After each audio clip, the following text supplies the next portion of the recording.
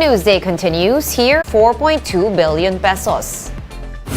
In its latest report, the NDRRMC said that over 121,000 hectares of farmlands were hit. Some 109,000 farmers nationwide were affected by the severe tropical storm. Calabarzon, the Western Visayas, Bicol, and the Bangsamoro region are now under a state of calamity. The Justice Department believes that suspended BuCor Chief Gerald Bantag is the final link in the Percy Lapid slay case. But the Mabasa family believes that missing BuCor security officer Ricardo Zulueta could shed more light into the investigation. Marlene Alcaide with the report. In this CCTV footage inside the Nubilibid prison last September 13, Alvin Labara, commander of the Bantag City Jail Gang, was seen entering past 3 p.m.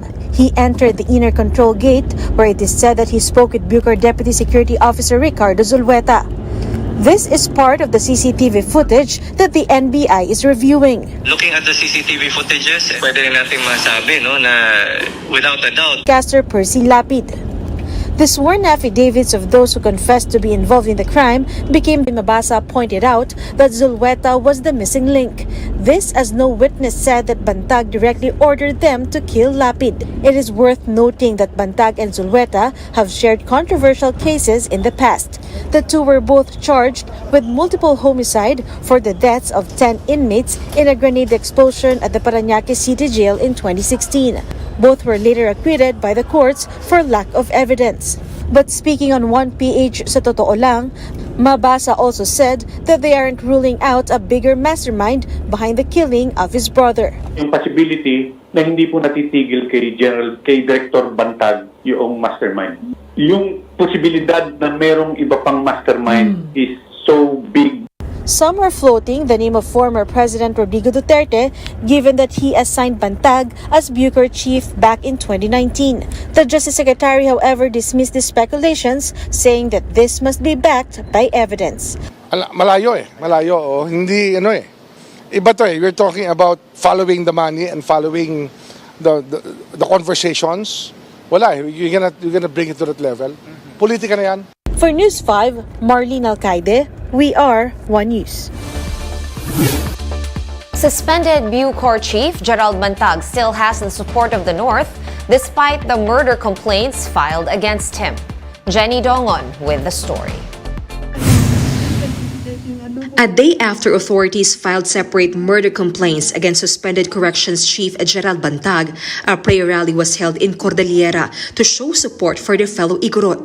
Bantag is being tagged as the mastermind for the killing of Percy Lapid and the alleged middleman June Villamor. Over the weekend, Bantag supporters also gathered to push for his statement. Baguio City Mayor Benjamin Magalong joined the event to call for restraint as investigation into the case continues.